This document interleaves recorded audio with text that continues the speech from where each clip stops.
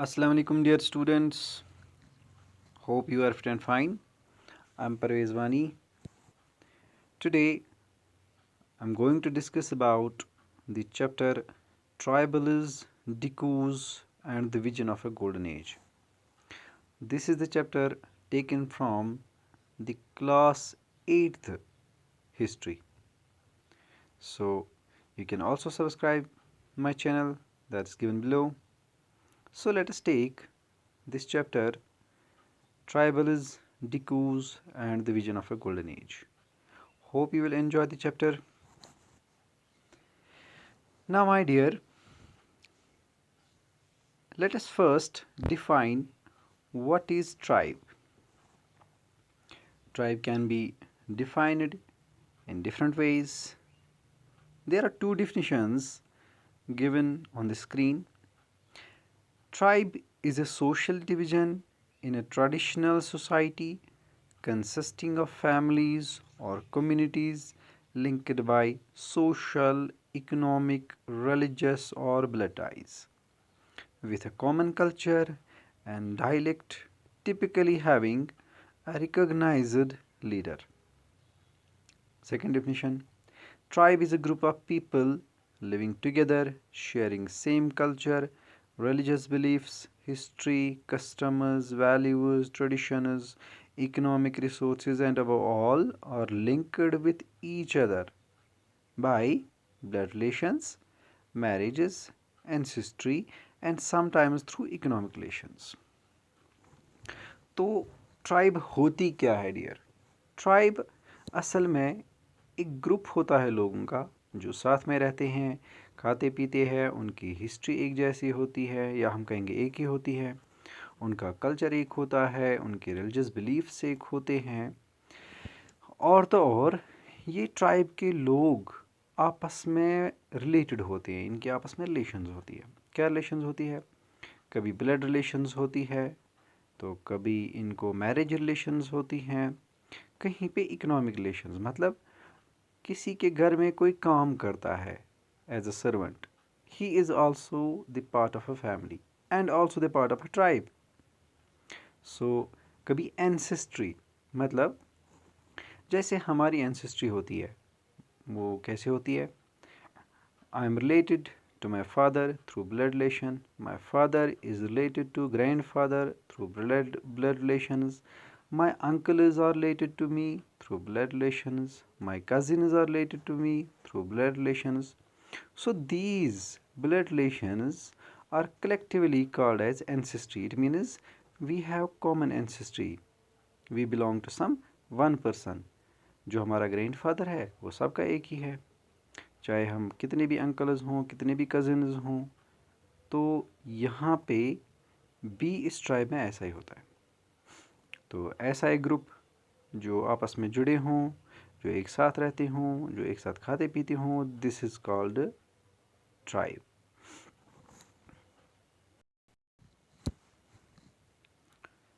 तो dear students, जो tribe है ये कोई नई बात नहीं है. ये तब से हैं जब से दुनिया बनी है. हम ये कहेंगे सबसे पहले जो सोसाइटीज़ बनी, सबसे पहले जो सोशल ग्रुप्स बने, सबसे पहले जो लोग एक साथ रहते थे वो ट्राइब्स में रहते थे. तो tribe is having the earliest history. तो ट्राइब की जो हिस्ट्री है वो काफ़ी पुरानी होती है या पुरानी है. तो कुछ ट्राइब्स के मैं यहाँ पे नाम बोलूँगा. तो tribes like Gujjars, Bakarwals in Kashmir, Gonds, Mundas, and so many tribal groups, not only in India but in the whole world. तो आप अफ्रीका में जाएंगे वहाँ पे भी ट्राइब्स आपको नज़र आएंगी, इंडिया में आपको नज़र आएंगी, यहाँ तक कि चाइना में भी ट्राइब्स हुआ करती थी और आज भी हैं. तो लगभग लगभग हर कंट्री में ट्राइब्स होती हैं. तो ये ट्राइब्स होती क्या है, ये कहाँ रहती है? तो ये ट्राइब्स मोस्टली इनका जो ज़्यादातर गुज़र बसर होता है वो फॉरेस्ट एरियाज़ में होता है. तो कभी इनको बोलते हैं फॉरेस्ट पीपल. दूसरी बात, ये कभी माउंटेन फ्रिंजेस पे यानी टॉप माउंटेन्स पे रहते हैं, माउंटेन के टॉप्स पे रहते हैं, क्योंकि वहाँ पे बी फॉरेस्ट्स होते हैं, वहाँ पे ग्रेजिंग ग्राउंड्स होते हैं, तो इनको उनसे ज़्यादा रिलेशन होती है, ये ज़्यादा रिलेटेड डिपेंड होते हैं उन चीज़ों पे। कहीं पे ट्राइबल लोग रिवर वैलीज़ के पास रहते हैं, तो देखते हैं ये रिवर वैलीज़ के पास क्यों रहते हैं, फॉरेस्ट्स के पास क्यों रहते हैं, या ये माउंटेन फ्रिंजेस पे क्यों रहते हैं। तो कुछ फीचर्स भी देखेंगे ट्राइबल सोसाइटी के। हर एक ट्राइब में एक यूनिटी ऑफ स्पिरिट होता है या स्पिरिट ऑफ यूनिटी होता है। इसका क्या मतलब है? जैसे मैंने पहले ही कहा, हर ट्राइब में जो लोग हैं उनकी आपस में रिलेशंस है, तो इसलिए वो यूनाइटेड रहते हैं, क्योंकि उनकी ब्लड या मैरिज रिलेशंस होती हैं। तो ये एक फ़ीचर है ट्राइबल सोसाइटी का। दूसरी बात, जो ज़्यादातर ट्राइब्स है वो फॉरेस्ट्स में रहते हैं, माउंटेन फ्रिंजेस पे रहते हैं, रिवर वैलीज़ में रहते हैं। ऐसा क्यों? देखिए, इन ट्राइब्स के पास ज़्यादातर लाइव स्टॉक होता है, मतलब cattle, horses, camels, poultry, goats, sheeps etcetera. तो ये इनकी सबसे ज़्यादा इम्पोर्टेंट प्रॉपर्टी होती है। तो प्रॉपर्टी जब इनकी ये है, तो इस प्रॉपर्टी को सरवाइव कराने के लिए इन्हें ज़रूरत है ग्रेजिंग ग्राउंड्स की, इन्हें ज़रूरत है पानी की, इन्हें ज़रूरत है फॉरेस्ट्स की, तो ये वहीं पे रहते हैं। तो मतलब जो फॉरेस्ट में रहने वाले लोग होते हैं उन्हीं को हम नॉर्मली ट्राइब्स कहते हैं। तो तीसरा फीचर क्या है? ये ट्राइबल लोग कभी किसी के साथ कंप्रोमाइज़ नहीं करते हैं, मतलब ये मैरिज रिलेशंस कभी भी अपनी ट्राइब से बाहर नहीं करते। ये इनके कस्टम्स है, ट्रेडिशंस है, और नॉर्मली ये किसी पे बिलीफ भी नहीं करते हैं। ये और एक फीचर है ट्राइबल सोसाइटीज़ का। इसके अलावा हर ट्राइब में इनका एक हेड होता है। हेड मतलब जो गांव में सबसे रेस्पेक्टेड पर्सन होता है, या जो सोसाइटी में या ट्राइब में सबसे ज़्यादा रेस्पेक्टेड पर्सन होता है। तो इनका एक हेड होता है, जिस तरह से गांव में सरपंच होता है, मुकदम होता है, तो उनका भी अपना एक हेड होता है। तो एंशियंट और मिडिवल टाइम्स में उस हेड को बोलते थे राजन। वक्त के साथ साथ बाद में वो राजा बन गया, तो हम बाद में देखेंगे। तो ये जो ट्राइबल चीफ हुआ करता था मिडिवल या एंशियंट टाइम्स में, इस ट्राइबल चीफ का काम था कि ये अपनी ट्राइब को बचाए दुश्मनों से, ये अपने ट्राइब के लोगों को बचाए, ये अपने लोगों की जो प्रॉपर्टी है, जैसे लाइव स्टॉक है, घर होते, घर तो नॉर्मली इनके पास नहीं होते थे, वो टेम्पररी हाउसेज हुआ करते थे। तो लाइव स्टॉक जो भी है, कैटल, शीप, गोट, कैमल, हॉर्सेस, पोल्ट्री एट्सट्रा, इनकी भी प्रोटेक्शन इसकी ज़िम्मेदारी थी। ये रिस्पॉन्सिबल था इन सब चीज़ों के लिए। ये ट्राइबल चीफ बनता कैसे था? सारे जो एल्डर्स या यंगर्स होते थे एक जगह पे जमा होते थे, और अपनी ही ट्राइब में से किसी एक अच्छे पर्सन को, जिन पे वो भरोसा करते थे, उसको चुनते थे, तो वो बन जाता था चीफ, या हम कहेंगे हेड।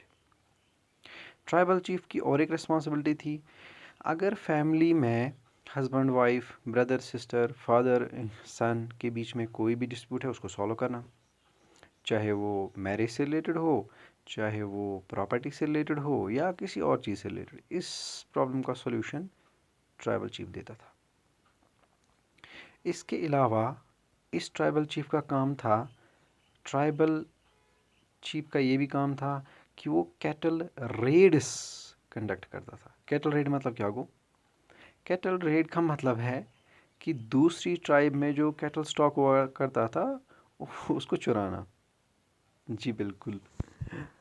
ये ट्राइब्स जो एंशियंट और मेडिवल टाइम्स में रहते थे, ये अक्सर दूसरी ट्राइब्स के यहाँ चोरी करने जाते थे, रेड करने जाते थे, और जितना भी स्टॉक वो ले आते थे वो सब इनका आपस में फिर वो बांट देते थे।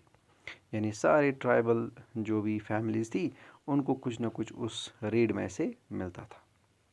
तो जो ट्राइबल चीफ सबसे ज़्यादा रेड्स करता और सबसे ज़्यादा कैटल स्टॉक को रेड्स के ज़रिए चुराता, वो सबसे ज़्यादा पावरफुल माना जाता था। अब सीधी सी बात है, अब अगर ये ट्राइबल लोग चुराएंगे कहीं से, चोरी करेंगे, रेड डालेंगे, तो दुश्मनी तो होगी ही। तो इन्हीं दुश्मनीज़ की वजह से इस ट्राइबल चीफ की रिस्पॉन्सिबिलिटी थी कि वो अपनी ट्राइब को बचाए, इन अपने स्टॉक को भी, लोगों को भी, उनकी जान को भी, यानी सब कुछ। तो ये फीचर्स जब हम हिस्ट्री में देखते हैं तो हिस्टोरियंस इसीलिए इस सोसाइटी को बोलते हैं नेचुरल सोसाइटी, क्योंकि सबसे पहली सोसाइटी जो क्रिएटर जो अल्लाह अलमाइटी ने बनाई थी उस टाइम पे दुनिया, तो उसमें सबसे पहले यही सोसाइटी नज़र आई। That's why it's called as natural society. तो यहाँ तक हमें डिफ़ाइन हो गया ट्राइब क्या होती है, और हमने समझ लिया इसके फीचर्स क्या होते हैं, और ये भी जान लिया कि इनकी जो लाइफ है वो किसी ज़मीन जायदाद पे डिपेंड नहीं होती है, बल्कि उनके लाइफ स्टॉक पे होती है। लाइफ स्टॉक की वजह से ये रहते हैं फॉरेस्ट्स में, माउंटेन फ्रिंजेस पे, रिवर वैलीज़ में। और सबसे ख़ास बात ट्राइब की, ट्राइब के लोग कलेक्टिवली यानी सब मिलजुल कर हमेशा से मूवमेंट में रहते हैं। ये सीजनल मूवमेंट करते हैं। सीजनल मूवमेंट का मतलब क्या होगा? सीजनल मूवमेंट का मतलब है कि ये हमेशा ग्रेजिंग ग्राउंड्स की तलाश में निकलते रहते हैं, क्योंकि इनके जो जानवर है वो ज़िंदा ही नहीं रहेंगे तब तक जब तक उनको ग्रास नहीं मिलेगा। तो ग्रेजिंग ग्राउंड्स के लिए ये हमेशा मूवमेंट में रहते हैं। तो जब समर सीज़न आता है, जहाँ जहाँ समर होता है वहाँ ये चले जाते हैं क्योंकि ग्रास होती है। जब विंटर आता है तो ये दूसरे रीजन्स में चले जाते हैं। से for example in Jammu and Kashmir state, I will give you example from Jammu and Kashmir state. In Kashmir, the tribal people move during the summer season, because during summer the huge mountains of this valley are mostly seen as the green. It means they are having grass. So these tribals, mostly Gujars and Bakarwalas, come to these plains for grazing. But in winters, they move towards the Jammu region, which is having some kind of moderate temperature during the winters. So to survive, and we can say to make their animals to live for a longer and to sustain their cattle stock, they move towards the Jammu region. So it shows that these people are moving according to the seasons. तो यहाँ ये clear होता है कि ये लोग season के हिसाब से मूवमेंट्स करते रहते हैं। अब एंशिएंट और मिडिवल टाइम्स में कोई बाउंड्रीज़ नहीं थी, कोई पासपोर्ट सिस्टम नहीं था, कोई रिस्ट्रिक्शन नहीं थी, तो ये जहाँ जी में आते थे वहाँ जाते थे। तो इनके लिए कोई रिस्ट्रिक्शंस नहीं हुआ करती थी, कोई भी कंट्री इनको रोकती नहीं थी, क्योंकि ये जाते आते जाते रहते थे। और ये जहाँ जहाँ से भी जाते थे वहाँ लोगों को फ़ायदा भी होता था। अब देखिए कैसे फ़ायदा। हार्वेस्ट होता है अक्टूबर, सितंबर, अक्टूबर में। तो हार्वेस्ट के बाद जो बचा कुचा वो कुछ चीज़ें होती है इस कल्टीवेशन के दौरान, कल्टीवेबल लैंड में, एग्रीकल्चर लैंड में जो बचा कुचा होता है कचरा या जो भी वो गिर जाता है लास्ट में, वो यही जानवर खाते हैं, तो उनकी लैंड साफ़ हो जाती है। दूसरा, इनके जानवर मैन्योर डालते हैं जिसको हम कहते हैं गोबर वोबर, तो वो ज़मीन के लिए बहुत इम्पॉर्टेंट है, इसलिए इनको किसान भी कभी रोकते नहीं थे। तो इनको अपनी ज़मीन में जाने देते थे जब हार्वेस्ट होता था, यानी जब क्रॉप्स को हार्वेस्ट किया जाता था उसके बाद इनके लिए सारी ज़मीनें फ्री होती थी, ये जहाँ से भी जाना चाहते थे जा सकते थे। तो ना तो एंशिएंट टाइम्स में इनको रोका गया, ना मिडिवल टाइम्स में इनको रोका गया। मॉडर्न टाइम्स में, या कहेंगे ब्रिटिश रूल के अंडर, इनका क्या हाल हुआ, इनकी लाइफ कैसी हो गई, ये कैसी ज़िंदगी गुजारने लगे, तो ये सारी चीज़ें हम डिस्कस करेंगे इंशाल्लाह इस चैप्टर में।